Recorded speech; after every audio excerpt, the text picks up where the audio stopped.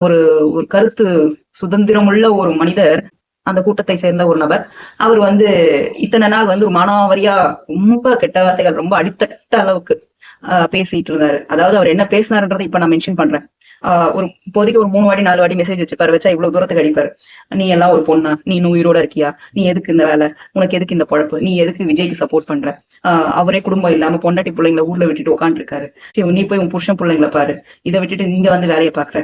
இன்னும் என்னென்னமோ கெட்ட வார்த்தைகள் யூஸ் பண்ணி உங்களுக்கு வேற இது கிடையாதா? பொம்பளை பிள்ளைங்களை கெடுக்குறீங்க." இப்படி எல்லாம் பேசி போட்டிருந்தாரு. நான் இப்போ இந்த இடத்துல நான் பதிவு செய்ய வேண்டிய முக்கியமான விஷயம் என்ன அப்படின்னு பாத்தீங்கன்னா, தலைவர் விஜய் அவர்கள் அரசியல்ன்ற ஒரு இதுக்குள்ள வரும்போது அது வந்து எவ்வளவு பிரச்சனைகளுக்குரிய இடம்ன்றது எல்லாருக்குமே தெரியும். அதனாலதான் குடும்பத்தை ஒரு பக்கம் வச்சுட்டு தான் மட்டும் இங்க வந்து தன்னுடைய வேலையை பார்த்துட்டு இருக்காரு. தன் குடும்பத்தை இந்த அரசியலுக்குள்ள இழுக்க வேணான்றது அவருடைய இது. வேணும்னா உங்க இத்தனை பேர் மக்களோட அன்பும் ஆதரவும் சம்பாதிக்கிறதுக்கு அவங்க குடும்பத்தை கூப்பிட்டு வந்து ஸ்டேஜ்ல உட்கார வச்சு இது பண்றதுக்கு எவ்வளவு நேரம் ஆகும்? கடைசியில அவரும் வந்து குடும்பத்தை காட்டி ஓட்டு வாங்குற மாதிரி ஆயிடாது?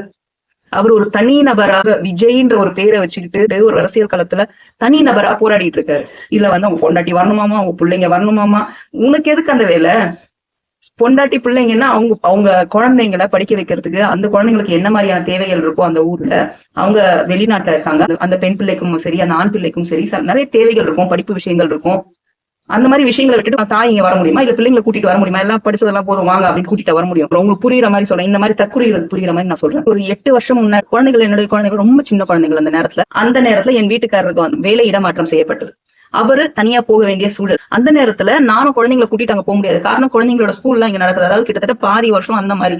அதனால நான் ஒரு 6-7 மாசம் பொறுத்து என் குழந்தைங்களோட நான் இங்க தனியா வசிச்சுட்டு இருந்தேன். வீக்கெண்ட்ஸ்ல வருவாரு, பாப்பாரு, திருப்பி கிளம்பி போயிடுவாரு 2 நாள்ல. இந்த மாதிரி போயிட்டு இருந்தது. அதுக்கப்புறம் ஒரு 6-7 மாசம் முடிஞ்சது. இந்த பிள்ளைங்களுக்கு ஒரு கிளாஸ் முடிஞ்சது. அந்த நேரத்துல எல்லாம் ஸ்கூல் ஷிஃப்ட் பண்ணிட்டு நாங்க மாத்தி கோயம்புத்தூர் போனோம். இது எங்களுடைய சூழல். இது வந்து நான் உங்களுக்கு புரியணுன்றதுக்காக இதை எக்ஸ்பிளைன் பண்ணேன். இந்த மாதிரி படிப்பு சூழலோ ஏதோ ஒரு இதுல அவங்க கமிட் ஆயிருப்பாங்க. எத்தனையோ விஷயங்கள்ல இன்வால்வ் ஆயிருப்பாங்க. அதை எல்லாத்தையும் விட்டுட்டு அவங்க பிசினஸ் இருக்கலாம், அவங்களுடைய படிப்பு வேலைகள் இருக்கலாம், இல்ல வேற ஏதாவது அதர் ஆக்டிவிட்டிஸ் இருக்கலாம். எவ்வளவு வேலைகள் இருக்கு. அது எல்லாத்தையும் விட்டுட்டு பொண்டாட்டி பிள்ளைங்களை கூட்டு வந்து பக்கத்துல வச்சுக்கணுமா?